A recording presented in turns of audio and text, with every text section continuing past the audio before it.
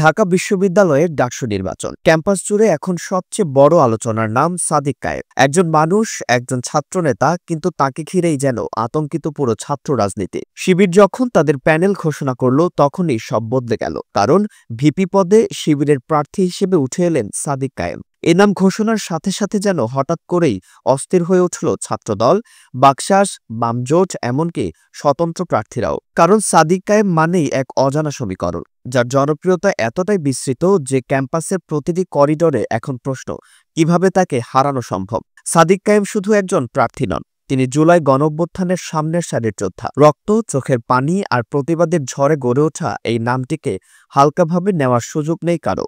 আর তাই শিবিরের এই ঘোষণার ১ ঘন্টার মধ্যেই একে একে নিজেদের প্রার্থী ঘোষণা শুরু করে দিল অন্যান্য সব প্রভাবশালী ছাত্র সংগঠন। মনে হচ্ছিল যেন তারা সবাই তড়িঘড়ি করে মাঠে নামছে কেবল এক কারণেই, সাদিককে ঠেকাতে। কিন্তু সমস্যা হলো, তাকে ঠেকানো এত সহজ নয়, কারণ শিবির এবার যে প্যানেল সাজিয়েছে সেটি অভূতপূর্ব। ৪ জন নারী প্রার্থী, একজন হিন্দু প্রার্থী, একজন প্রতিবন্ধী যোদ্ধা, একজন পাহাড়ি চাকমা প্রতিনিধি এবং এমনকি চোখ হারানো জুলাই আন্দোলনের এক নায়ক। এই বৈচিত্র্য, এই প্রতীকী শক্তি, এক কথায় ডাকসুর ইতিহাসে সবচেয়ে চমকপ্রদ প্যানেল। অন্যদিকে ছাত্রদল তাদের ভিপি প্রার্থী করেছে আবিদুল ইসলাম খানকে, জিএসএ রেখেছে তানভীর বাড়ি হামিম আর এজিএসএ তানভীর আল হাদি মায়ের। কিন্তু ক্যাম্পাসে গুঞ্জন, তাদের এই প্যানেল করা হয়েছে একমাত্র লক্ষ্য নিয়েই, সাদিক ও তার সহযোদ্ধা এস এম ফরহাদকে হারানো। কিন্তু প্রশ্ন উঠছে, এরা কি পারবে, নাকি এ লড়াইয়ে ছাত্রদল কেবলই শিবিরের ছায়ার পেছনে ছুটছে?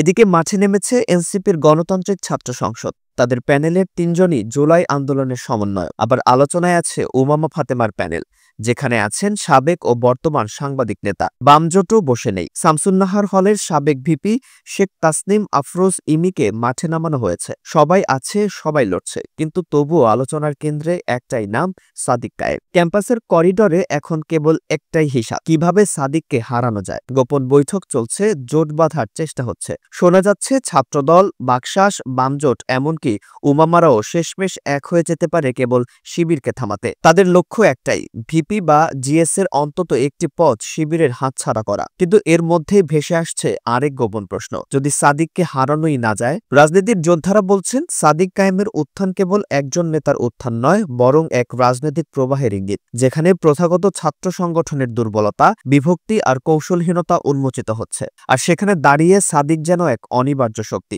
তাকে নিয়ে ভয় কেবল ভোটের সমীকরণে নয়, বরং ছাত্র রাজনীতির ভবিষ্যৎ নিয়েও। আজকের ডাকসু নির্বাচনে তাই আর কেবল প্রার্থী বনাম প্রার্থী লড়াই নেই, এখানে আছে আতঙ্ক, কৌশল, জোটবাজি আর এক নামকে ঘিরে তৈরি হওয়া এক অভূতপূর্ব রহস্য। ক্যাম্পাস এখন জিজ্ঞেস করছে, সবাই মিলে কি পারবে সাদিককে হারাতে, নাকি ইতিহাস গড়তে যাচ্ছে শিবির? দর্শক, আপনাদের কি মনে হয়, ডাকসুর ভিপি পদে কি জিততে যাচ্ছেন সাদিক কায়েম, নাকি একাত্ম হওয়া অন্য দলগুলো শেষ মুহূর্তে তাকে থামাতে পারবে?